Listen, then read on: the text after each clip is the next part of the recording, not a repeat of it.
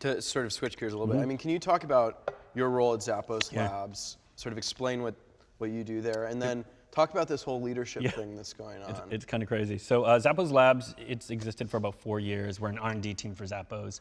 Pretty small. It's not like Amazon, who we're a subsidiary of, has huge R&D teams. We're 10 people. 5 open recs we're hiring in case your startup doesn't work out. But so, you know, we've evolved over the years, just like you as your startup should kind of change your focus, pivot, whatever.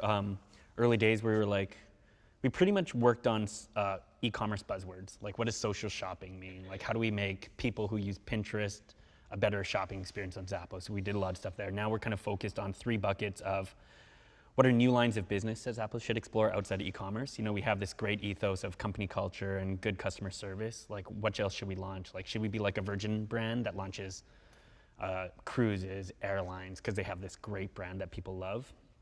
So we're spending some time there. We're doing something and going to the manager thing. Some of you might have read some headlines like Zappos has been trying to, has anyone ever heard of Holacracy? It's in some articles, like Medium Corp is doing it. It's a new model of running enterprise with like no managers. And it doesn't mean flat, and I won't go into all the gory details, but it means how do you create an environment that is really self-organized, where it's not just top-down direction all the time. And so Zappos has been trying to do it for about 1.5 years. Kind of half-assed, like not a great job. So Tony, our CEO, sends out an email to the company at the beginning of April, and it got it into the press, which we're comfortable with. But that said, okay, we've been doing it for 1.5 years, not super great. End of April, we're pulling off the Band-Aid. Managers will no longer exist on May 1st. And we're a 1,500 person company, so it's kind of crazy, right? And it says, if you don't want to be part of this journey, totally understand this isn't the company you signed up for, you can quit and get 3 months of severance or 1 month of severance for every year you've been at Zappos. So last Friday, we found out how many people quit, which is kind of crazy. And Zappos has this great culture that people talk about. It's like, Zappos, you're so great, you're so great. 14% of the company quit last Friday. Kind of nuts, right? Across every department, leaders of departments. And again, I don't know what we were expecting. To me, were some of those people going to get pay cuts because of the change? Like, were their jobs going to be worse, or what? Yeah, I think what we told people is your pay will not decrease in 2015. But if your job today is all you do is manage people, you need to start finding other ways to add value to this company. And I was super excited about that, because I think like a lot of you, as you grow in your careers, if you go back into corporate America, like one of the paths is, if you're a programmer, like eventually people push you to manage engineers, right? Whether you want to or not, like that's a career path. So when I'm like, you're not managing people anymore, I'm like, awesome. I get to like build product again, which I'm super rusty at, but I was really excited about. But some people a little nervous, like, you know, managing people's all I know, and maybe it's not for me. So, and some people were just, you know, like been at Zappos for 10 years. And I love Zappos, I love the culture, I love where we're going, but I'm gonna take this opportunity and change my career. Right. Like, thanks Zappos. There's some tech people, it's like, there's my seed funding for my startup, and they're doing startups, so good for them, right? Like, I think it's kind of exciting that Zappos gave me that opportunity. You can take principles out of self-organization and not need to be Holacracy. There's a lot of good articles about it. Like First Round Capital has a lot of blog posts about Medium's success and their learnings on it, and they do kind of a variation of it.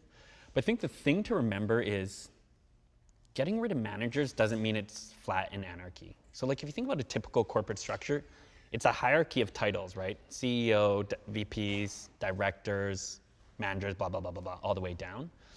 And like where you are in that hierarchy kind of dictates your power. But Holacracy has a hierarchy too, but it's a hierarchy of work. So like, for example, like before in the traditional hierarchy of people, I kind of sit maybe in the middle there. In the hierarchy of work, like I play all these roles within the company. So for my labs team, like I'm the lead link of that lab circle, but I'm in circles where I'm at service to like a 22-year-old call center rep because I work on her project with her. But I don't need to be the lead of that, but I just support that. So I play like 10 different roles in the company. Some of them I'm a leader on, some of them I'm just a doer on. And I think that's a good thing, right? Like sometimes you'll hear about like the servant leaders, like leaders who just want to, you know, do whatever their employees need. And this is like to the nth degree. And I think that's a good thing. Because I think one of the things you guys as early CEOs or founders, you're going to put everything on your shoulders. I'm sure you're already feeling that right now. Even if you have a couple people, you like shield them from all the stuff that's hard.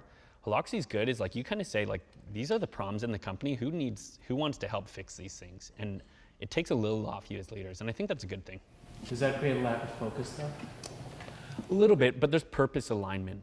I think like what are we trying to do as a company? And I think everyone's still measured on are you adding value to the company? So if someone says, you know what, we're a self-organized company and I want to launch a lemonade stand because it's really hot in Vegas, they could actually do that at Zappos now, but they're going to be asked like what value did that add to the company?